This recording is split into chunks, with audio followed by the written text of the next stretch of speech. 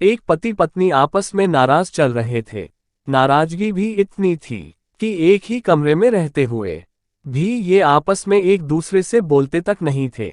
ये दोनों अपने अपने काम में कोई कमी नहीं आने देते।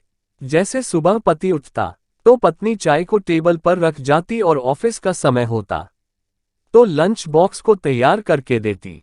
इसी तरह से पति भी ऑफिस से आते हुए सब्जी राशन आदि लाकर रख देता।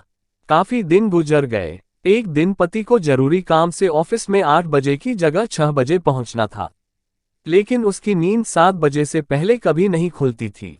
रात को सोने के समय पति को विचार आया कि अब सुबह मुझे 5 बजे कौन उठाएगा। तभी पति के दिमाग में एक उपाय आया और वह एक पर्ची अपनी पत्नी के नाम से लिखने लगा। देखो मीना, मुझे कल सुबह ऑफिस जल्दी जाना है, इसलिए मुझे 5 बजे जगा देना। इस तरह पर्ची लिखकर वो पत्नी के बेड पर रख आया और बेफिक्र होकर सो गया।